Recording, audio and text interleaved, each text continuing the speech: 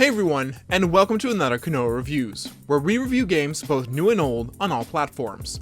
If you like the content that I make, then please subscribe to the channel and click the notification bell so you never miss a review when it comes out. Today we talk about the game Medal of Honor European Assault. The Medal of Honor franchise was a true hallmark back in the day, with a pretty good reception already on the PlayStation 1, but it truly got worldwide renown with its mega hit Medal of Honor Allied Assault and its console brother Frontline. After that, the team that was responsible for this success split up into other teams to work on different games, and the Medal of Honor games that followed did not manage to get the same success. Call of Duty was the new World War shooter that everyone's eyes were fixed on, as it showcased World War II on a much more epic scale compared to something like Medal of Honor Rising Sun. However, in the final years of the console generation of the PlayStation 2, Xbox, and GameCube, a new Medal of Honor game was released that tried some daring approaches and new things to the formula, yet did not manage to impress with the grand audience and ultimately became a financial flop. But when one plays the game, it can actually be considered as a bit of a cult classic, since it does quite a few things that are very cool and ahead of its time in retrospect. Let's take a deeper dive in this turmoil shooter. So the story of European Assault is nothing to write home about, but that's of course with most of the Medal of Honor games. In the game you follow an American soldier named Holt, who partakes in several operations throughout World War II on the European and African front. You first partake in an operation in France, where you fight alongside the British way before the American invasion ever began. Then after that you head to North Africa and fight beside the SAS, only to head to the Soviet Union later to fight along the Winter Offensive. The final operation then has you involved in the Battle of the Bulge, along fellow American soldiers. It in all honesty feels a bit far-fetched to have one soldier head to so many places, and a game like Call of Duty does this better, where you are fighting as multiple protagonists, but again, the story is really not what these games are about, so all is forgiven. And in case you think that only 4 operations sounds like a tiny number, you are actually not wrong. These operations often consist of multiple missions. I believe the first operation has 4 missions attached to it, the North Africa one has 2, the Soviet Union has 2, and the final operation then has 3 missions again. So 11 missions in total.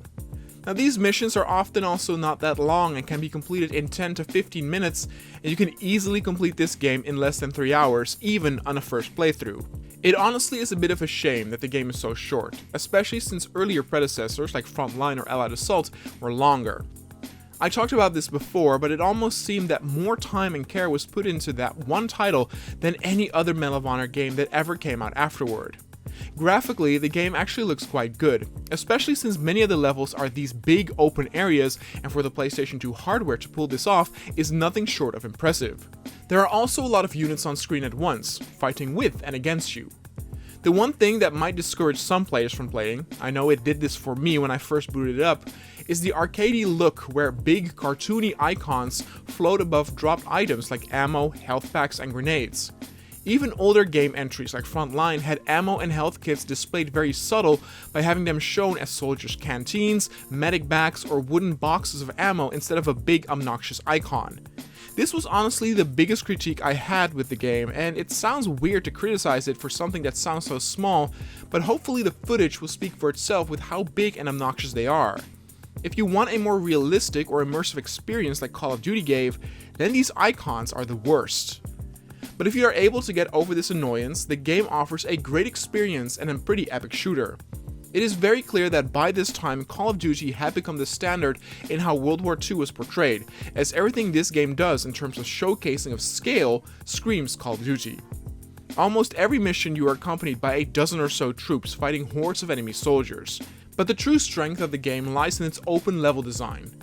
Each level is so incredibly large and open, with often many different ways to get to your indicated objective.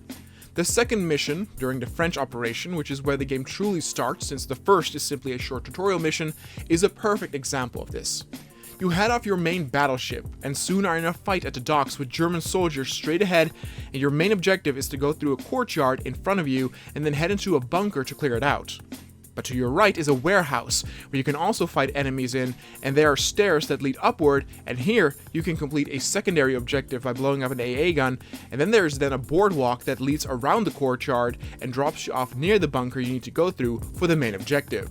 But even before you enter the warehouse in the beginning, you can head even more to the right, where you can complete another secondary objective by blowing up a German artillery gun, and there's also a separate bunker here where you need to take out a specific officer for yet another secondary objective.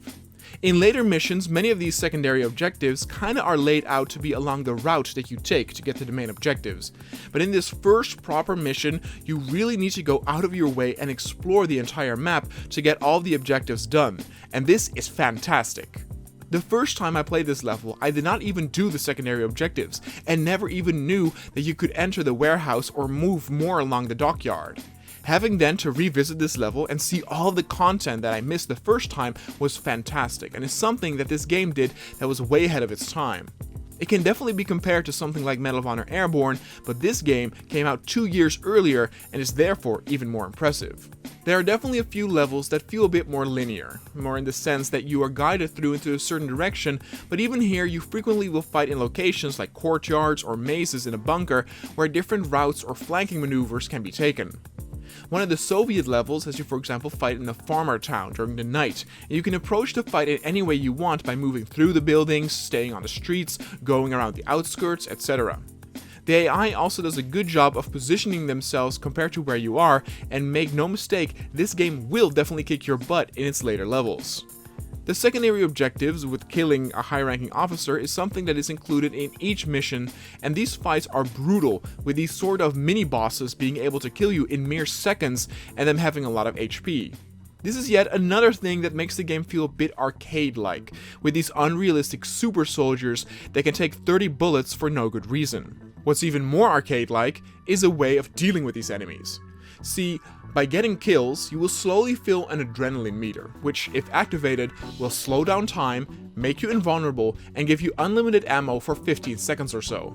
Yep, this is the final thing that was so off-putting to me at first, with me thinking it was an arcade game. I honestly simply thought this was some game for simpletons, who did not want an immersive experience and felt initially like such a downgrade from their previous highly detailed work. Bullet time, invulnerability, mini-bosses, and large cartoony pickups were things I did not want in my realistic World War II experience. But I will say that the level design and experience because of that design is so good that all these cartoony and unrealistic things get taken for granted. I'm not kidding in that the true star in this game are its open levels. It feels so refreshing and great to play in these open areas, and you had plenty of shooters in the next generation of consoles after this that had way more linear or tinier levels. What's really cool too is that the epicness of the battles and the spectacle on the screen is retained throughout the whole game. So many times we see games where they made sure to pull out all the stops in the first few missions, since that is what they showcased or knew most people would play, but then they simmered down towards the end by maybe having money or time trouble, and more often than not the ending can be quite anticlimactic with some of these spectacle shooters. But with European Assault, every operation is very epic, with probably the North Africa operation being the least grand, but you still fight along 3 or 4 SAS members at all time. The Soviet missions are really spectacular, especially the second one, where you and your fellow comrades storm a hill amongst the trenches in a battle that can easily fit in a Call of Duty entry with just how epic it feels. The Battle of the Bulge levels then feel great too, though it's definitely the first and the last mission that leave the best impression. Even the final mission holds no bars back, and as you assault through the forest together with plenty of Sherman tanks and fellow soldiers as you duck for incoming bullet fire and artillery. It's truly a game that has really surprised me with how fun it was, and there's a lot to do in each level with all the objectives and different paths to take. The final critique I have with the game is another tiny thing, but this is how they dealt with taking out tanks back in the day. Frontline had this dumb mechanic where you needed to take out German tanks with machine guns, and here, you need to take them out with regular, not anti-tank, grenades. In a few levels there are some bazookas available, but in general you are expected to use your regular grenades to take them out, which is kind of ridiculous.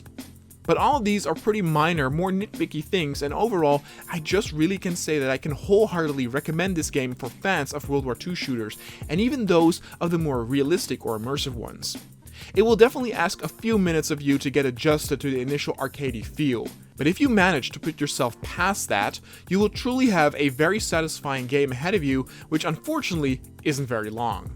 It's definitely still not as good as Medal of Honor Frontline, but I can guarantee you that it is better than Rising Sun. In the end, Medal of Honor European Assault gets an 8.2. It was honestly a true surprise, but a very good one at that, to play this game. It made me wish I played it way back in the day when it came out, since the impact probably would have been even bigger.